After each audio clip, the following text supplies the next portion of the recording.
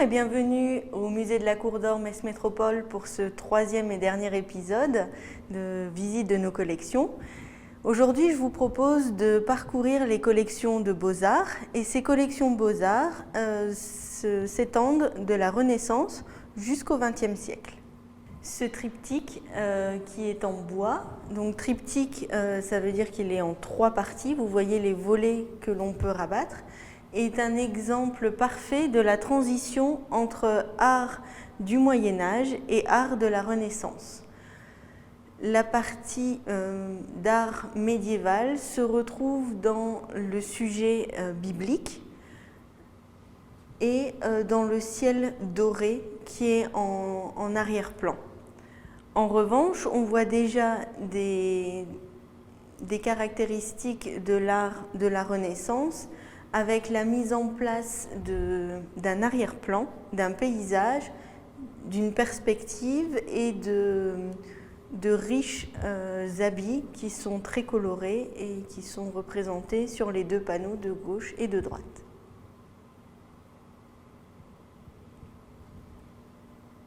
La Renaissance, à partir du XVIe siècle, et l'humanisme remet l'homme au centre de la vie, au centre de la pensée. Et c'est à partir de ce moment-là que vont se développer des portraits de personnes, non plus des portraits religieux, mais des portraits de civils, comme ici. Donc ce portrait du milieu du XVIIe siècle, ce portrait de femme, où l'on peut admirer le détail sur la fraise, sur les dentelles de la coiffure. Et donc là, nous sommes sur un exemple de peinture flamande, tout comme cette scène de kermesse, que l'on appelle la kermesse flamande, avec au premier plan des villageois qui ont mis leurs plus beaux habits pour danser au son de la cornemuse dans un décor champêtre et où l'on voit notamment du bétail et une chaumière sur la gauche. Parmi les tableaux que nous conservons au musée de la Cour d'Or, nous avons notamment des tableaux du XVIIe siècle, parmi lesquels l'un des plus prestigieux est celui-ci, qui représente Louis XIV, le roi Louis XIV, le roi Soleil, jeune, en armure. Et ce tableau est une toile qui a été commandée par le cardinal d'Aubusson et qui est une toile de propagande pour l'image du roi Soleil.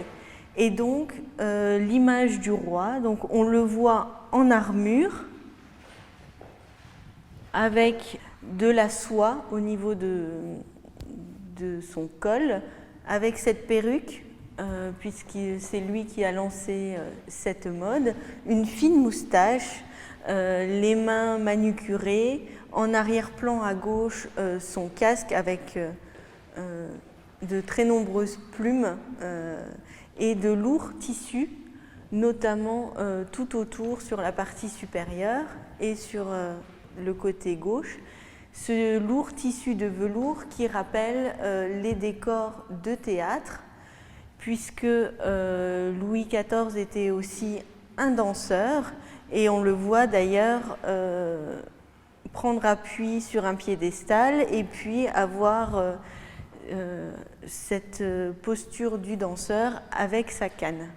En arrière-plan, il y a une évocation du roi guerrier, avec une scène de bataille avec différents bâtiments qui sont représentés dans la brume à l'arrière-plan. 2 tableaux ici de Jean-Baptiste Oudry qui doivent sûrement rappeler de nombreux souvenirs aux écoliers, puisqu'il s'agit de représentations en lien avec les fables de La Fontaine.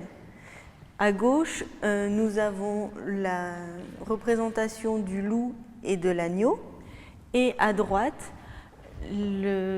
l'évocation du renard et de la cigogne.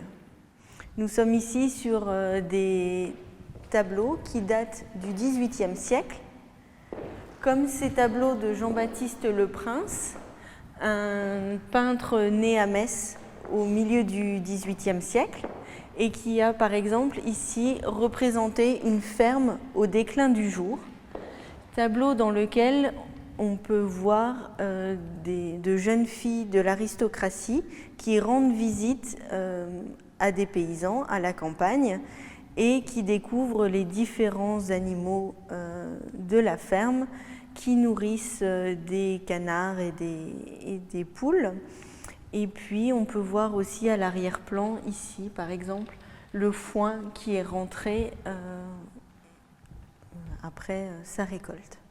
Ce tableau est une esquisse préparatoire pour le plafond de la chapelle des Saints-Anges de l'église Saint-Sulpice à Paris. Et ce tableau représente Saint-Michel terrassant le démon et a été peint par Eugène Delacroix. Vous avez devant vous le Petit berger de Jean-Baptiste Corot, peintre du XIXe siècle. Il a peint ce tableau pour participer au Salon de Paris, donc une grande exposition annuelle qui avait lieu à Paris et qui rassemblait les plus grands peintres de l'époque. Ce petit berger est représenté dans une forêt. Pour cela, Jean-Baptiste Corot a utilisé la forêt de Fontainebleau comme modèle et vous pouvez observer des chèvres qui grignotent des brindilles, qui montent aux arbres et le tout dans un contexte de coucher de soleil. Parmi les collections du XIXe siècle, nous avons aussi deux portraits de Paul Verlaine, donc originaire de Metz et poète très connu.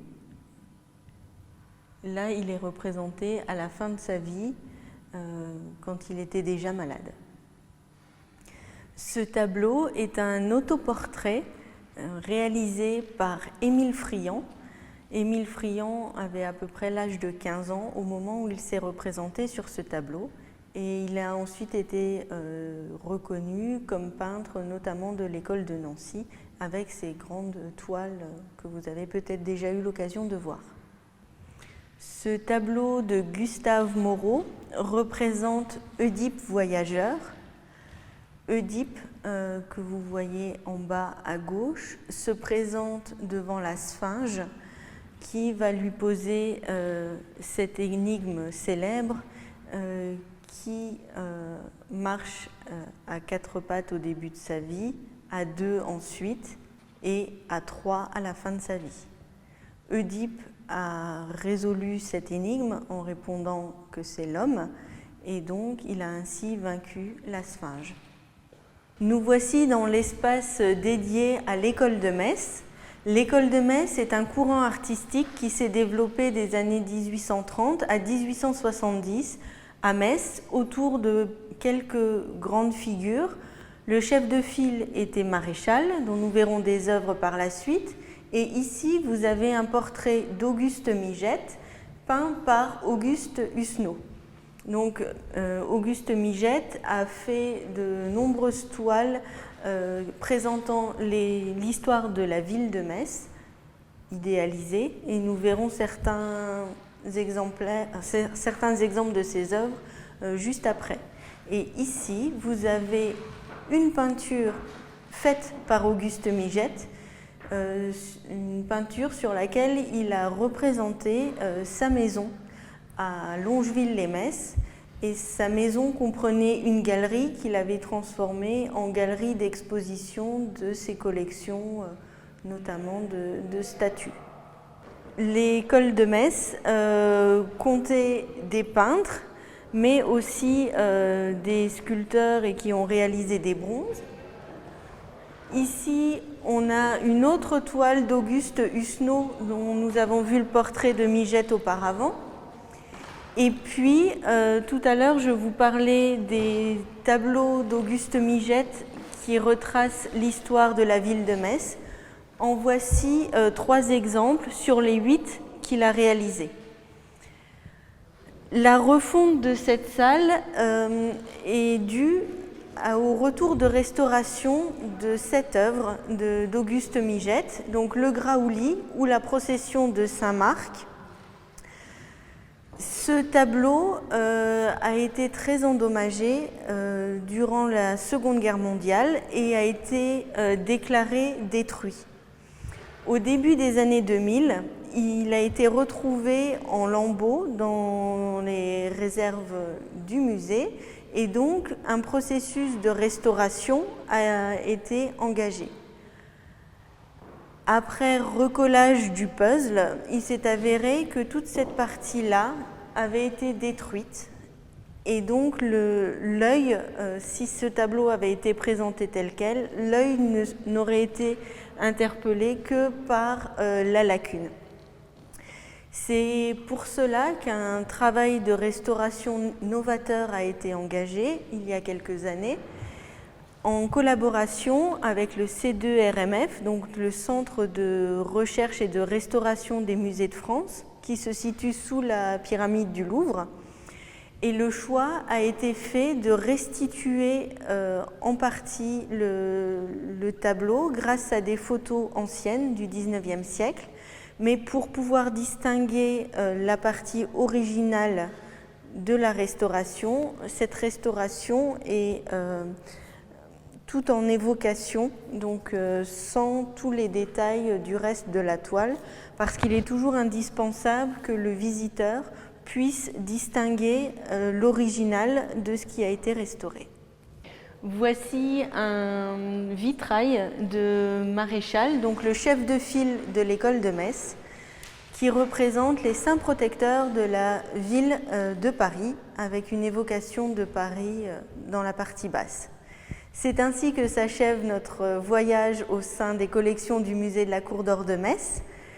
N'hésitez pas à suivre notre actualité sur notre site internet et sur notre page Facebook. Le musée est ouvert à tous, tous les jours sauf le mardi, de 9h à 12h30 et de 13h45 à 17h.